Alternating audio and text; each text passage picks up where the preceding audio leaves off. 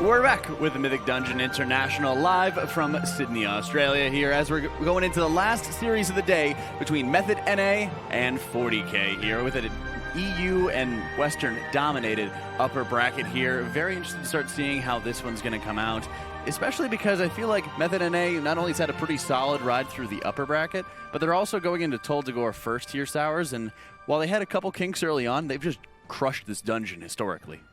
Well, it's also crushed them historically. It's crushed them as after some little mistakes early on, but they were set and ready to be able to take this map from Method EU, pending that one cannon error. Oh yeah, I mean, I think we could see 40K perhaps shoot themselves into the lead and get a quick 1-0 over Method NA. Depends on how things go in this dungeon. Toldagor is such a fast dungeon, and these affixes are fairly generous as well. Explosive only slows you down a little bit because cannons are killing everything. So how well these teams can manage to deal with trash all the way up to just Hallis and see that Method NA has tried to do some funny things in the past with the boss and with the explosive orbs, and it's never worked out well for them. So if they're able to clean up their act and just do Toldagor cleanly, Method NA, that's all I ask of you. Then I think they'll be able to take it. I think in many cases we've seen teams try to innovate maybe too much onto Jez Haller's room just to find some kind of better way to go around it, and then it always just starts backfiring them on game day there. So Toldagor followed up by Boralus. Those are going to be the guaranteed dungeons we're going to see on this one's loot, and we've seen a number of 2-0s today so far, but if we go into Boralus, it seems like it might be anybody's game. Yeah, it certainly is. And the thing with Siege of Boralus, and I was kind of worried about it, and it did prove my theory earlier, I think people are going to get a bit too overly fancy in Siege of Boralus. Too much focus on the spotter. Something that Method you just said, you know what, screw it. We'll just do what people usually do. We'll grab one spotter, be done with it, and just do the dungeon as needed. None of this double spotter stuff. And I'm just going to say, what's on screen right now, Method NA just laughing and joking around, being in good spirits. I like that. I like to see that from the teams here. They're not like being too serious or anything. They're lighthearted. They're probably, warmed up, ready to go for this match. That's just, good morale is kind of, it's step one there. If you have that, you're going to be happy going into the dungeon.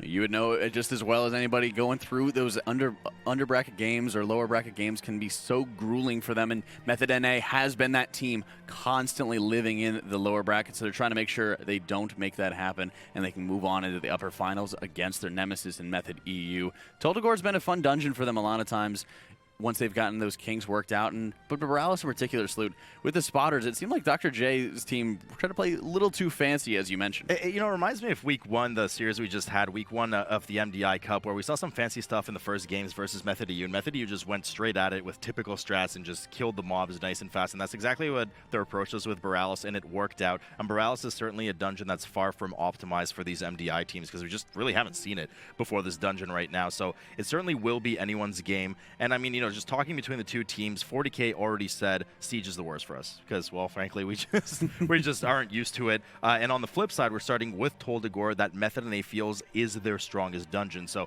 a bit of a similar story to what we just saw between the previous two teams. And then we go into King's Rest, and it's just terrible for everybody, right, Sours? Well, it's not true. That's great. Right. It's great for us, and it's great for the audience at home when we get to that King's Rest if we do end up going there. Here's hoping that we do. And Toldagor in particular is going to be the nice setting the tone for it. I mean, it kind of reminds me of the last series that we had where, once we get Method EU into Waycrest Manor, they're able to dominate onto it. And it makes you wonder if it is going to be anything that will be able to get 40K past this point. I mean, the simple errors and just maybe healer deaths or something like that is what 40K is going to be hoping for, Sours? Or you're hoping for?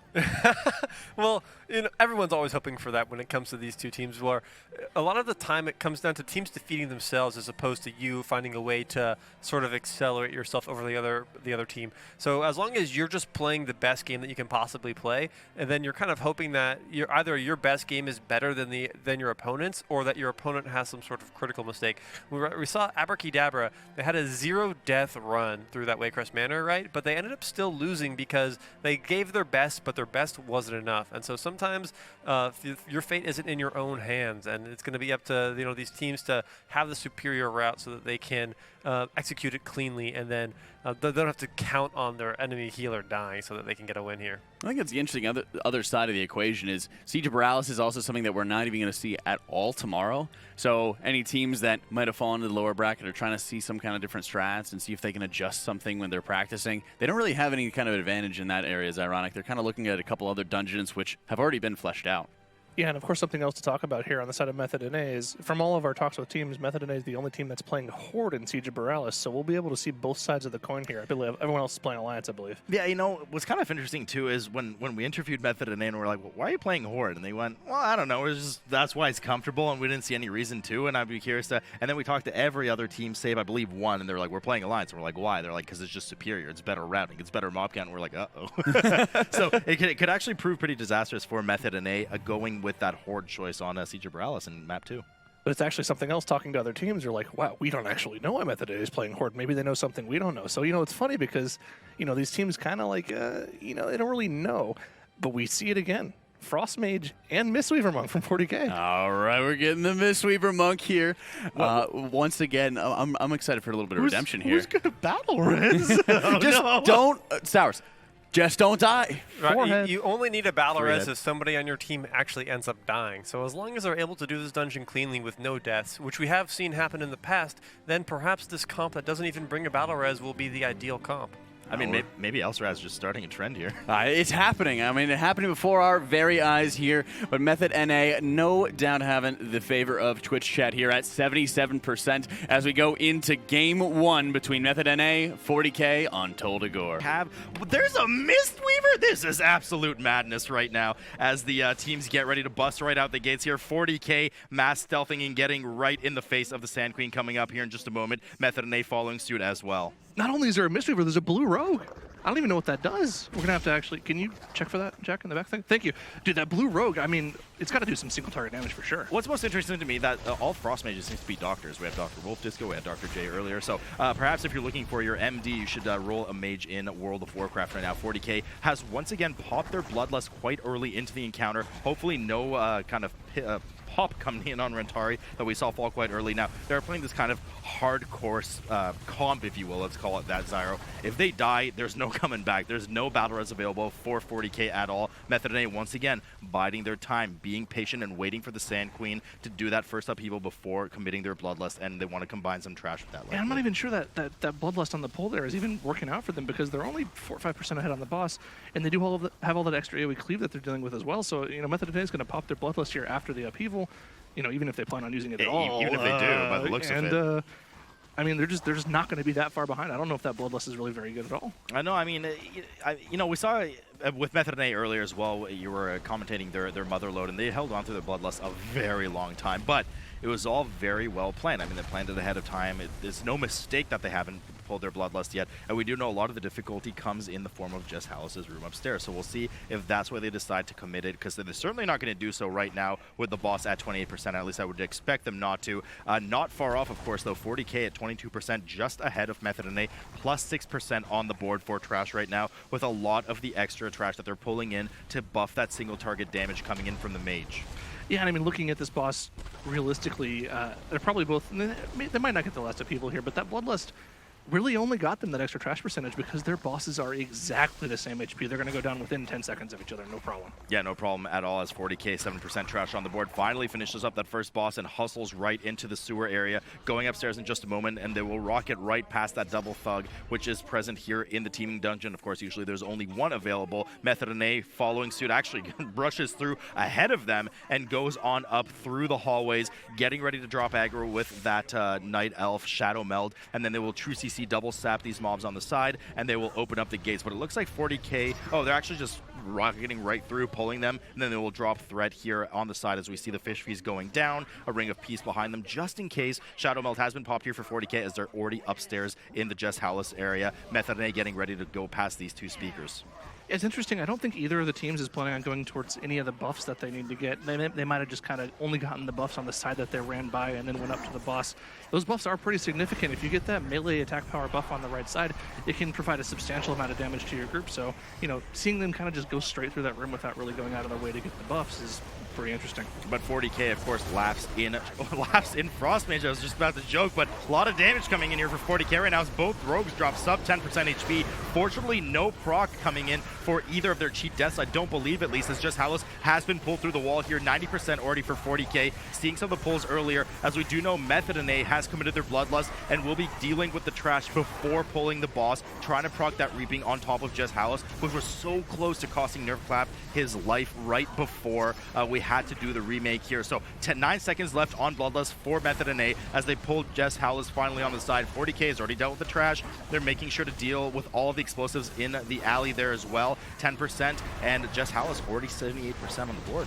Yeah, and it was actually really interesting what 40K did this there. They had a lot of explosive spawns, and they just kind of made the call, we can't deal with that, go LOS. We can't deal with any of that explosives, and you saw them all kind of run into that corner on the right-hand side behind where Wolf Disco is right there. So, you know, this team call is coming out from them, and they don't have any reaping to deal with as they go into the smoke bomb phase here, so no tank debuff to worry about at all for them. No tank debuff to worry about at all. Just Howless now doing the rounds, opening up the cages as needed. Rentari waiting halfway to meet them, and likely going to pull these arsonists as well. Indeed, that's what they do. They opt not to deal with that ward and C-Speaker pack later near Just Howless, which is very dangerous. One of the main advantages of pulling Just Howless through the wall here is Method NA now 16% on the board, pulls the arsonist as well, and gets ready to meet Just Howless, who has just made the round. 55% there as 40K is now at 68%. Yeah, this is an interesting, change that Method NA has made to their strategy. They're not doing the first reaping wave with the boss like they did last time around. They're just kind of going for a mulligan on their strategy, going for something safer. Because doing the reaping with the first phase of Just Howless, like we've talked about many times, you leave yourself open to getting that tank Risen Soul debuff stacking really high. It almost cost Nerf his life last time around. That is some pretty on-the-fly change. So, it begs the question, did they just mess it up last time and they accidentally proc the reaping when they didn't want to, or they saw how dangerous it was and then used the opportunity of the remake here to not do that again? Nonetheless, Yoda has had his cheat death proc, unfortunately, on the side of Method NA. Not going to have that available again for 6 minutes as 40K is now down to 30% on Just Howless. Method NA has kind of just gotten ahead here with a single target damage, a good 16% over 40K, and of course going down rapidly as Just Howless now goes down to the single target digits. But Rentari going down here for 40K. They do not have the battle res available as Lofus has to cheat death proc, runs out of the room right now. Wolf Disco just has stacks of damage on him as well, goes out, and they have to reset the boss, but unfortunately here comes the reaping on top of the rest of the group, and it looks like it's going to be a full wipe here coming in for the team right now as Method NA comfortably sits on their kill. Yeah, I mean, that's just we've seen it in both dungeons so far, just how bad not having that battle res is available for you. In theory, we can theorize a lot of things. If you don't die at all, yeah, you know what, you're gonna benefit from not having that battle res because you have the extra output. But both times around, the full team wipes are going to cost you. We're just back to the four-headery of not dying, and unfortunately, that's just not working out for 40K twice over now. They've proved that the tank goes down, no battle res available for the tank. They could have salvaged that. If they had a battle res on the tank, even on a fight like Just Howless, with a double taunt from a tank like Warrior, would have been able to stabilize the fight with Jess and Bobby on top of it to boot. So now they're going to have to do the entire skip again. They're going to have to deal with a lot of the Risen Souls on the way because what actually finished the rest of the group off was that reaping. Nerf Clap has procced his cheat death trinket going upstairs here as Method NA rear up to do their mass pull at the cannons. Now, this is where things can certainly go very wrong for these teams, especially in an explosive environment. You can line of sight the explosives, but the people in the cannons are not safe from the explosives, Zyro, and not to mention somebody needs to control and group these mobs up in the first place, as we see Nerf Clap doing here, bouncing in and out of line of sight. Yeah, and of course they do have the ringing piece available every 45 seconds or so to keep mobs back inside that room, and they're also using their mass entangle as well. But they only have those tools, those are pretty high cooldown abilities, so they have to make sure that they're using them, well and perfectly so that they're actually able to, keep the explosives in that room and not outside on the platform where the rest of the team is. Yeah, making sure not to clip Nerf Clap here with that cannon barrage. It doesn't care if you're a friend or foe. If you get hit by that blast, you get hit by that blast. So making sure to move around quite well here. Wolf Disco has gone down as he had to help. I believe he was using basically sacrificing himself to help the team re-skip to the upstairs area. They, of course, cannot get the res off right now until these Risen Souls are killed, so he's just waiting for that. The rest of their first reaping wave is going down here in just a moment, as Method NA is now at 49% on the board for trash, and Nerf Clap has dipped back into the jail area in order to pull some more of the trash in front of the cannon. Yeah, they're going to have to do a couple more waves of trash mobs, not to mention the rest of the stuff on the side of the bridge, as we see Yoda kind of moving off to that second cannon so they can get this trash from both sides of the cannons here. They're going to pretty much get up to about 85 or 90% trash count here, just so they don't have to deal with anything for the rest of the dungeon other than bosses in that one last trash pack before the final boss. So we do see both cannons on either side of the corner here for Method NA already doing action, but Yoda actually ends up going down. He was in the far cannon that dealt with a lot of the trash here, so this could actually be pretty disastrous here for Method NA. They do have the battle res available. Not really sure where JB is right now, if he's able to go and help Yoda out, but Yoda is down and certainly not releasing, trying to wait for that res or for them to get out of combat and stabilize. 40K once again is re-engaged on Just Howless, 70% about to hit on the board board right now as he's about to do his run around the cage area and do his transition phase. Now, all of the trash has, fortunately for them, already been pre-cleared because they did wipe quite late on the boss, so they're going to wait for it to come around and then get started once again as the officer gets a full Riot Shield cast here for Method NA, decreasing damage taken by a substantial amount. Nobody had any form of either disorient or stun available on them. Yeah, it's kind of unfortunate. I believe what happened to Yoda is, he went to that far cannon. Usually what the rogue's job to do in that far cannon is to deal with those 2 far packs of 3 mobs. And usually they're going to be completely fine because all they have to do is tricks their tank, and then all of the aggro from their cannon shots will make the mobs run to the tank. Unfortunately, because it's that explosive affix, if any explosive orbs spawn, I think it's 25% per explosive if I'm not mistaken. 50. So if 2 explosives spawn, he just dies. He can't live through that. He can jump out of the cannon and cloak maybe. He can jump out of the cannon and Crimson Vial, but like he can't live on that on his own. No, I mean, according to recent mathematical studies, 2 times 50 will equal the total of your health. Now, barring, jokes aside, barring any kind of damage reduction abilities or damage reduction passives you might have on your toon, so oftentimes you can survive 2 barely, at least most characters can, but nonetheless, either that or he might have just missed his tricks before getting the cannon shots off and aggroed the mobs himself, but at that point, of course, I'm sure he could have vanished. Nonetheless, Method NA do escape near disaster on the balcony there as they finally aggroed Knight Captain Valyria here, 67% on the board and doing well to control the barrels. Now, once again, we are not in a tyrannical environment. We're fortified here, so this boss, not only is it not really the most dangerous boss in the world as long as you're on top of the barrel strategically, but just not really a huge threat here in this fortified environment for these teams. 40k though, Zyro, not looking good right now. Yeah, they're just so far behind. That's another almost full team wipe from them. I think their healer was able to just, out of combat res everyone after the wipe, but this is just not going well for them. Method NA is so far ahead in this dungeon, they could probably mess up this boss and still win this dungeon. Now, I've done a lot of pugging lately, Slade. I've done a lot of pug dungeons on my rogue, and it seems like a lot of people don't really know the good strategy for Knight Captain Valyria. There's a very simple sort of, pattern to all of the abilities that you can do to deal with. So it goes like this. She spawns the barrels. She casts Cinder Flame at one of the barrels.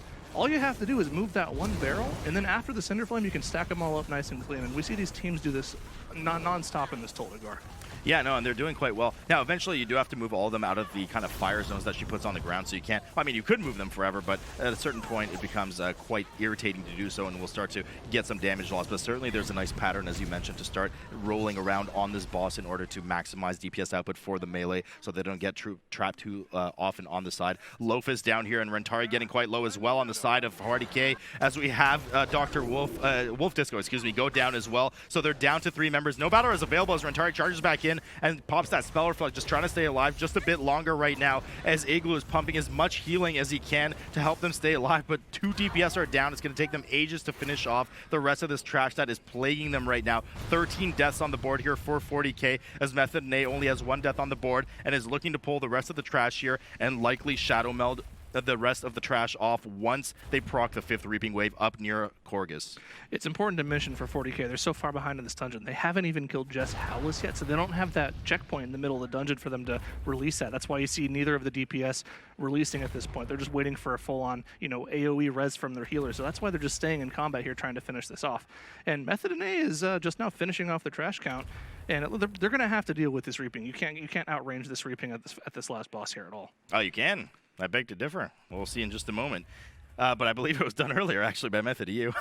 Oh, actually, no, that's a lie. Sorry. They kept their Warden alive at the very end and then killed it along with Korgus. But the 100% procs, and let's see if they do it. It looks like they did it. I mean, they just ran up and shadow melded, and nothing seems to be chasing them. Maybe they'll get a leak of 1 or 2 Risen Souls, but that certainly won't be a concern right now, as Overseer Korgus finally is pulled to the corner here, and the team gets ready to deal as much damage as possible. They don't even have their Bloodlust available right now. That'll be available in about 20 seconds. Of course, they will immediately pop it as they try to finish Overseer Korgus. Now, hopefully they have no hiccups on this fight. They do have a bit of flashback to having some troubles with this fight earlier, but it looks like they're very well positioned right now, and Overseer Korgus in this fortified environment is down to 80% health as 40k once again has started on just Howless, and we see the phase transition for, if I'm not mistaken, the 3rd time here. Yeah, and this is kind of one of the things about Overseer Korgus is, like, everyone kind of mentions how difficult this boss is, but this isn't a tyrannical setting. This boss isn't necessarily that dangerous. That's why you're able to see JV pump out that 10k DPS. The important thing to remember is the cannon doesn't care if it's tyrannical or fortified. He'll one-shot you either way, so you got to look out for that mechanic. Yeah, you certainly have to look out for it. And no mistakes here so far, as finally Bloodlust does come up for Method NA, and they take advantage of it immediately, already halfway through that, as the team does well to spread out. Now, sorry, you know, on this boss, well, actually, I was just about to say, we constantly talk about doubles of the explosive rounds going out on the players. It's certainly something that you're very worried about in general, but mostly in a tyrannical environment. I don't think it's too much of a concern in this fortified environment. It's something, even with a horrible string of bad luck, that JB would be able to handle, including his mana pool. Yeah, he'd probably need like 3 or 4 doubles in a row before the team start worrying about it too much, because you just have so many personal cooldowns available to you. Both of the rogues can feint the explosive burst. The monk has Karma and Diffuse available to him. The tank doesn't really care either. The only person I'm really worried about is JB, because it goes on him every single time regardless.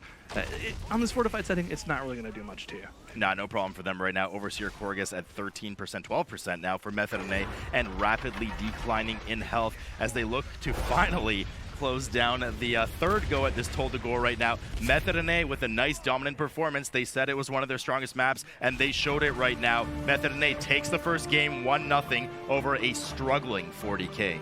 Very good performance here by Method NA, and this is the team that we're coming to know and love so much because of their consistency here. And again, Toll de Gore has continued to be such a strong map for them, Sours. Oh yeah, and it was definitely the opposite, I feel, unfortunately, for our 40K boys, where when you don't have a Battle Rose available and you end up actually dying, that's game over every single time. And Method NA didn't have any struggles at all this dungeon. We saw in their second attempt they had almost a big hiccup there, but they're able to recover quite well, and they sealed this one pretty convincingly. Yeah, at that point, it's just so much pressure on any of these little mistakes here, and it just, as you're seeing right now, Sours, there's so much damage going on in the tank. Rentari's just going down, and I was checking out his Azurite and trinkets in it and everything using that Wowhead extension, and he's using purely offensive trinkets as well as Azurite the entire dungeon.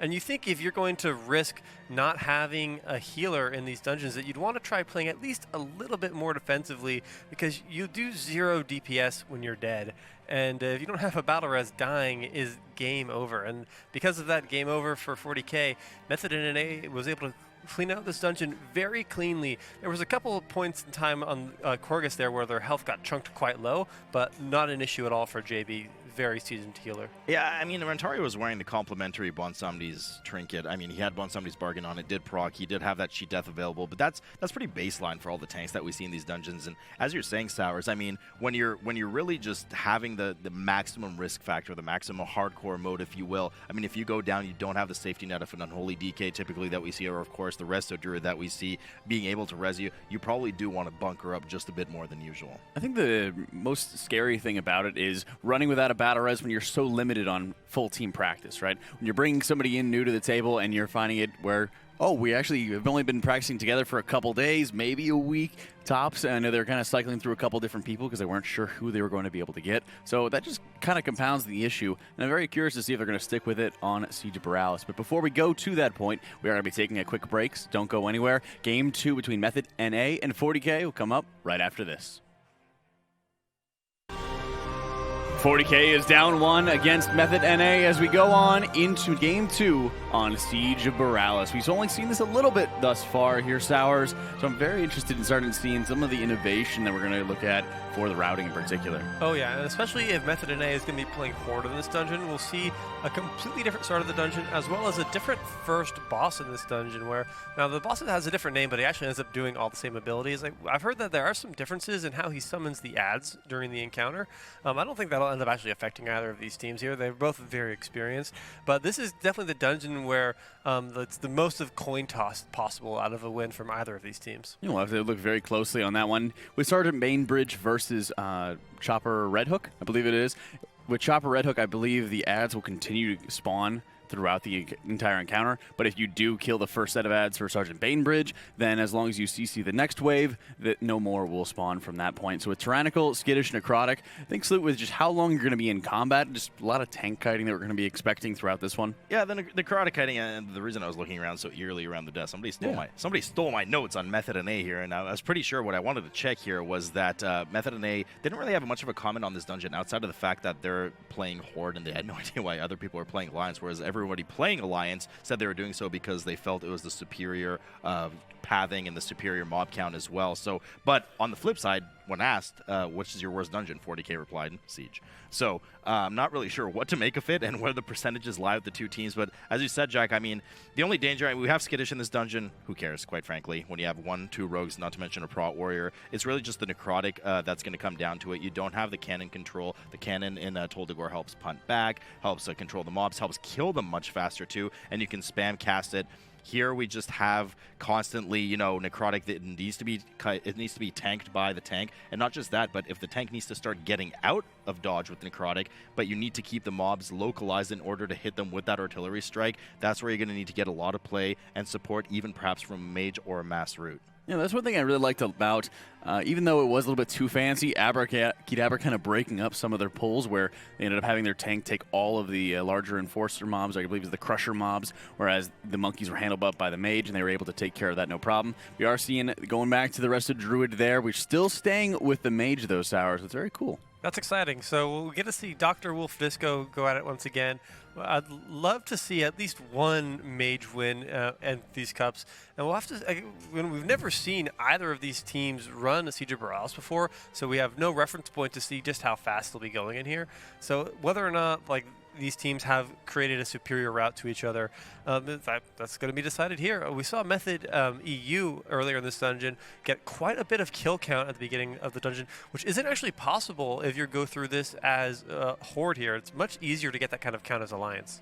Yeah, if I'm not mistaken, I think Method EU had about 11 or 12% kill count before they just dropped down to the Horde side anyways. So they just got free easy mob count pretty much, which you don't have on the Horde side. I mean, easy is questionable. You know, one of the most dangerous mobs here is that the Black Tar Bomber that the Alliance side is particularly worried about. It has a lot of area denial and even ground denial as well, forcing the players to spread out. Oftentimes, especially if you're trying to line of sight something in the corner, could get quite messy. But something we haven't talked about is the spotters. The spotters are a huge focus in this dungeon, and perhaps too much of a focus. It was almost the detriment of Abracadabra earlier.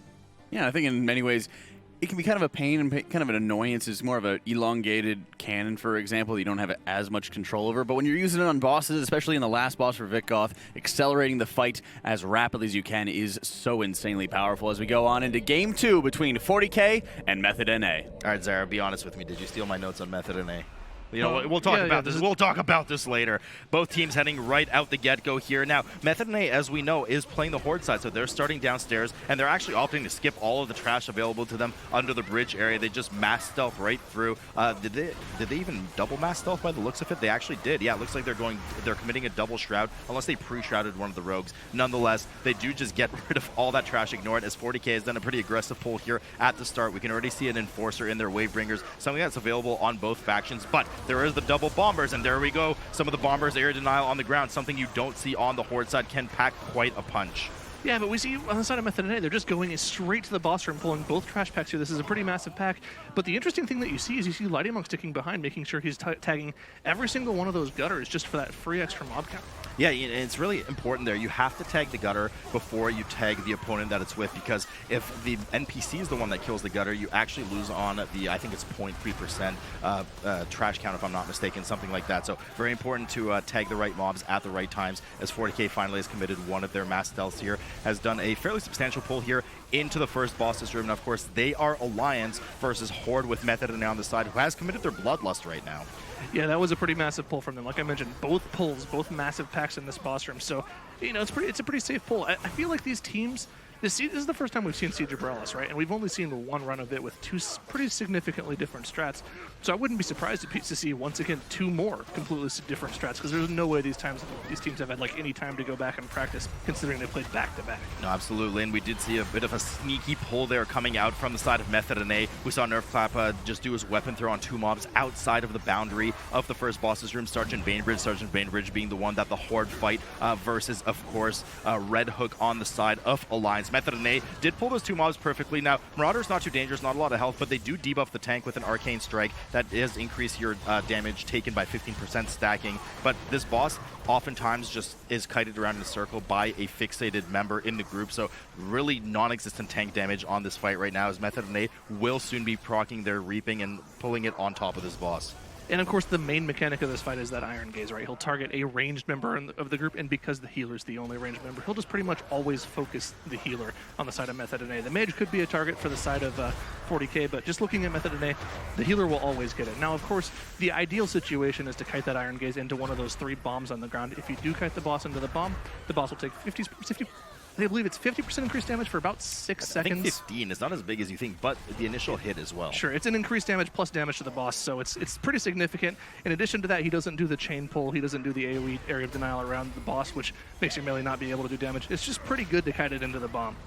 So 40k here, having dealt with part of their first Reaping Wave, they did combine it with the remaining trash in front of Chopper Red Hook here, which they finally pulled and committed their Bloodlust to on that side. Actually, technically it's a Heroism there on the Alliance side, grabbing the rest of the Reaping Wave and cleaving it on top of Chopper Red Hook right now. As we said, tank damage really non-existent on this fight, so why not combine it with some very easy first Reaping Wave and just cleave everything down efficiently. Doing an excellent job kiting Red Hook right through those bombs right now, who has reached 70% health, but Method NA already dealt with Bainbridge, the first boss of their dungeon encounter, and will be looking to proc their first Reaping soon, likely dragging it into the spotter. Now, the position they're at right now, pre-bridge here, just beyond that bridge is where their first spotter lies that they will use to help kill a lot of the trash.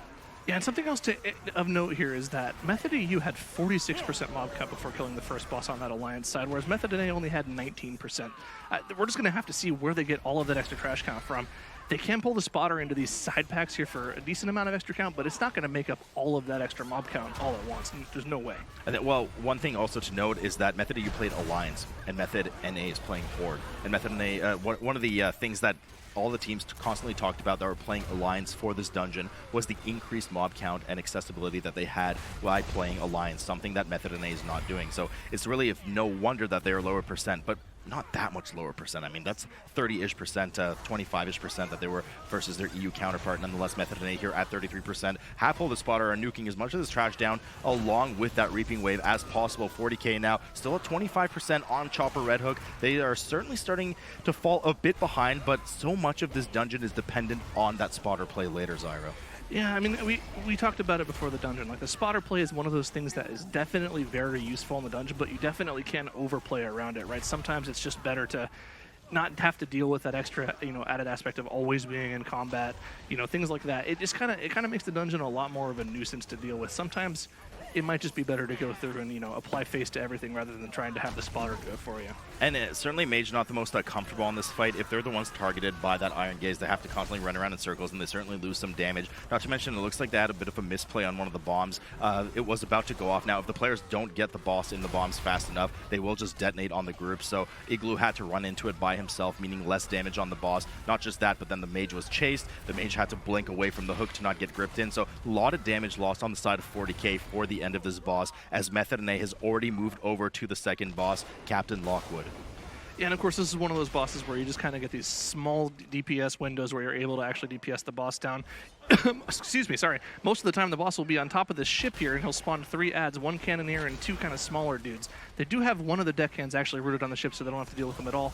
But once the cannoneer dies, he'll drop a cannon on the ground. All you gotta do is pick it up, use your extra action button, knock the boss off the boat, and you'll get a little bit of time to deal damage to the boss. Once the boss gets to 100 energy, jump back on the boat, and you'll have to do it all over again. Yeah, I mean, those small dudes are certainly nothing that you are really concern yourself with, because honestly, it helps a lot. Well, I mean, if you can benefit from single target by cleaving anything, group certainly leaving it up. There's no danger for the tank. The only danger really is necrotic, but you can easily clear it between the waves of the boss jumping back onto the boat. 40k now trying to move as rapidly as possible off to that second boss's platform, but they're a fair ways behind right now. 29% on the board for Trash versus Method NA's 46, who are also about halfway through the second boss encounter. One that takes particularly long just because you only have about 30 to 40 seconds of DPS uptime before she does retreat to the boat.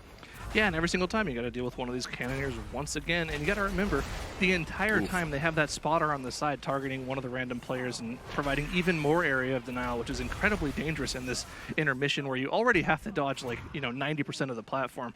So this can be incredibly dangerous with that spotter. It's one of the things I was talking about earlier, where sometimes it can just be more of a nuisance than a help.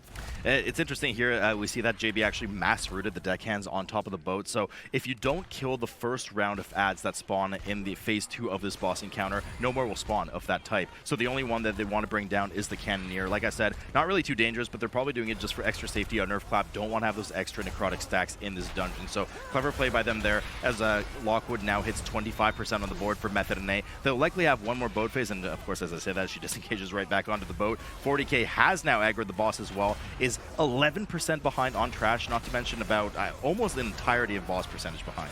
Yeah, this is just kind of, Method and A's game to lose at this point. They're so far ahead right now. They're going to finish the boss after this final Cannoneer goes down. And, I mean, realistically, they're going to have some, super huge brain strat with spotters, or they're going to have to, double or triple spotter the final boss, if that's even possible, to kill it down. I mean, I feel like, looking back at our previous Siege of Boralus, I feel like Abracadabra wasn't too far behind. The double spotter on that final boss could definitely have done a lot of damage to the boss. Could have done a lot, but not enough with how behind they were. But, I mean, it is very significant, for sure. In a tyrannical dungeon, in a tyrannical Siege of Boralus, on Vidcaught, the last boss of the dungeon, it is quite useful. But the kind of hoops that you have to jump through there, and the kind of monkey wrenches that can really be thrown in your program, just having to kite around double spotter the entire time, can get quite detrimental and out of hand. A lot of damage coming here for 40k right now, as the boss is at 68%, jumping down one more time as they deal with the second Reaping Wave on top of the boss. Here come the ads for the phase 2 again. They want to deal with the Cannoneer as quickly as possible and make sure to shoot that cannon barrage back into the boat, once again re-enabling Lockwood. Method and A, wasting no time though, has gone around the corner, pulled one of these large demolishers along with a lot of the Buccaneers and monkeys that will toss the bananas left and right, making you slip, just like in Mario Kart, all over the floor and stunning you for 2 seconds. Yeah, one of the things that was mentioned last cast, and this time around, of course, the important thing is 40k has 2 ranged targets, which means the bananas will always be thrown at ranged members. They don't have to worry about ever having them tossed in melee. Method and A will have to watch their feet constantly, though, because they do have only the one healer, so they just have to watch out for those bananas in melee.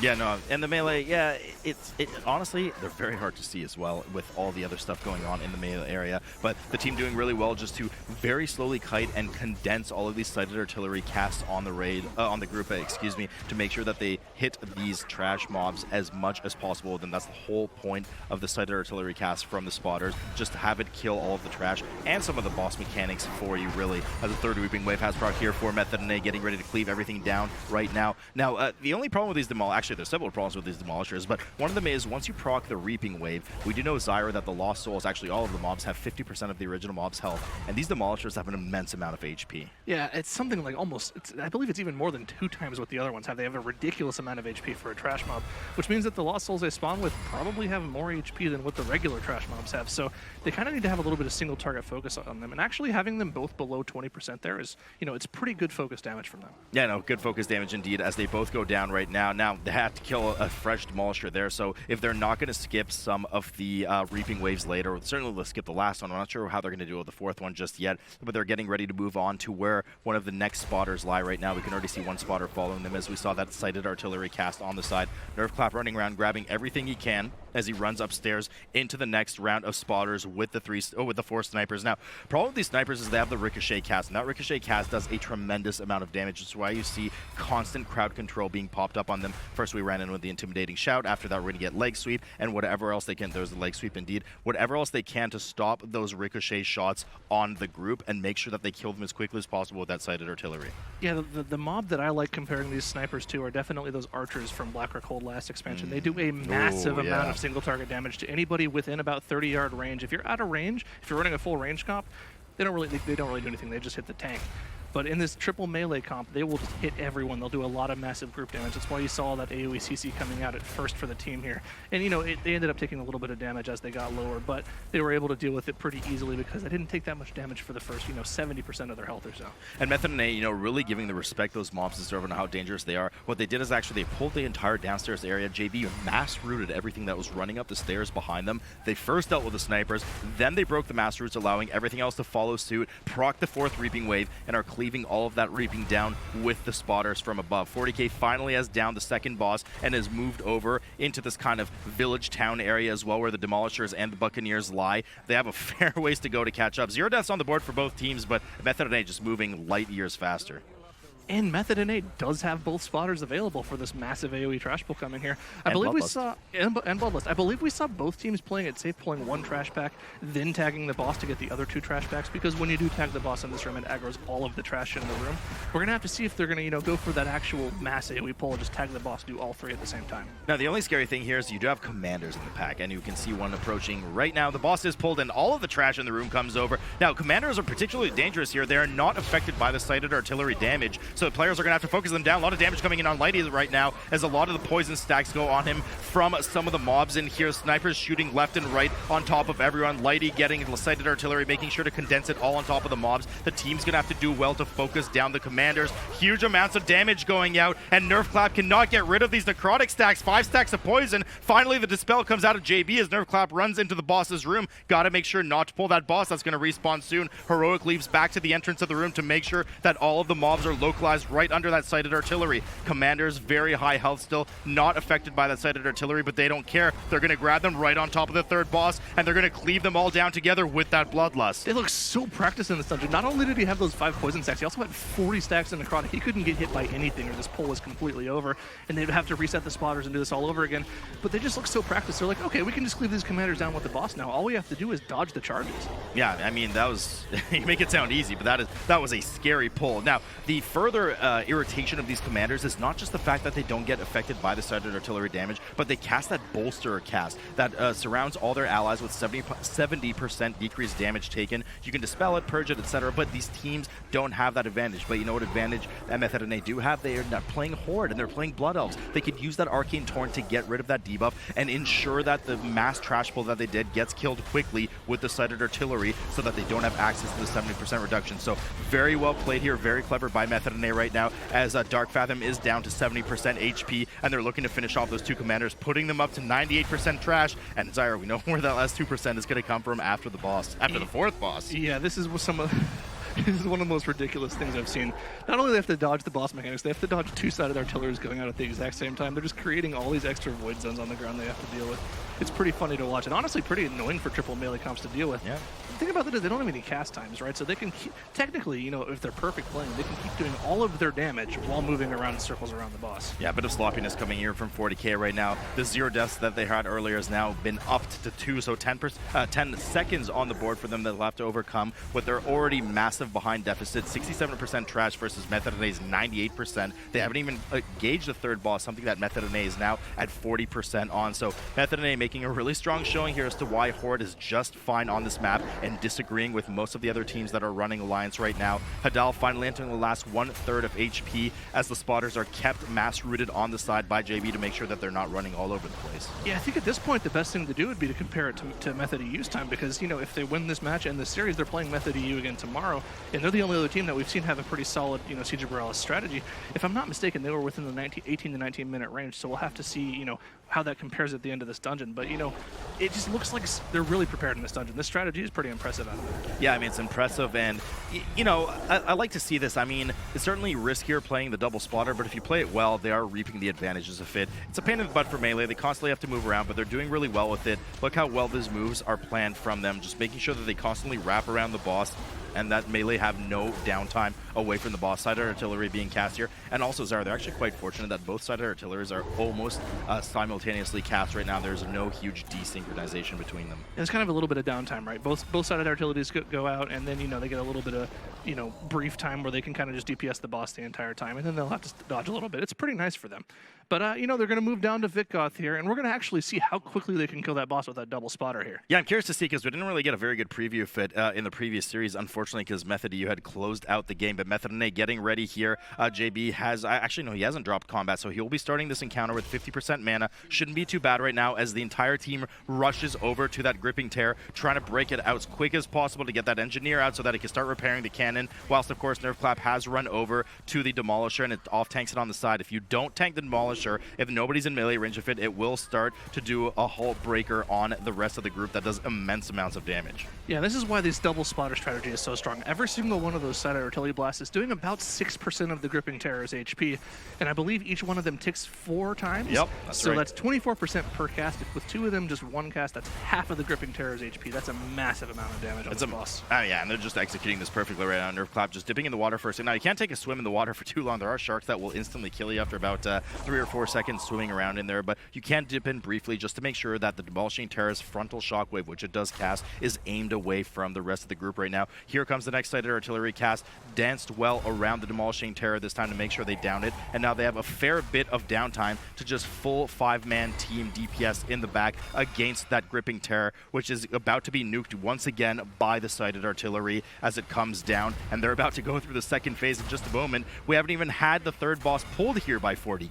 Yeah, this is just a clinic from Mythic NA. This strategy is very fun to watch just because we haven't seen this dungeon so far, and this looks like this team has been doing this for the past 3 months. They know exactly what they're doing in here. Yeah, I mean, they gave quite a lot of practice, and here they go to the last platform right now, getting ready to engage. The last Demolishing Terror is just going to be off-tanked here by Nerf Clap. They don't have the Bloodlust available, but they will just be settling and going straight for the Gripping, if I'm not mistaken. We'll see. Yeah, it looks like the Demolishing is just kind of being ignored in the back, and most of the damage is going straight into the Demolishing Terror. They're waiting for the spotters to get in range so that they could dance all of that damage on top of that Gripping, and just watch that health go down from the Gripping in a second here as it gets chunked down by all of the sighted artillery cast. Bloodlust finally coming out of Fourty though as they pull Dark Fathom, doing their best to hope that Mythic NA just has a full team wipe at the last second. Yoda does proc his cheat death, and Shakib has a Dispel still waiting from JB in a moment. Yoda goes down, but the battle res is available, and they are about to close this one out. The Gripping Terror is down. All they got to do is wait for that engineer to repair that cannon for them, and one of them can hop in and finish off the job for them. This is just awesome. I love seeing the strategy pulled out by them. Yeah, I mean, this was very impressive. Only 1 slip-up death at the very end. Vidcos goes down. They just have to kill the last 2 spotters. They're going to skip completely the 5th Reaping Wave, and Mythic NA closes out a day of 2-0s with one final 2-0 in the series to close it all out, sending them down to the lower bracket, and we'll be seeing them tomorrow. We will indeed salute. Thank you so much for that, Mythic NA. The very impressive performance here, running the double spotters in Siege of Boralus Towers, and that mass entangle was so strong to be able to keep everything in together. They absolutely obliterated those tentacles at the very end. Yeah, we were kind of doubting just kind of how strong the double spotter could have been when we watched Mythic EU go through this dungeon earlier today, but the double spotter plus horde combination from Mythic NA, pretty remarkable. That was very, very fast in Siege of Boralus. We saw just how practiced they looked with that spotter also.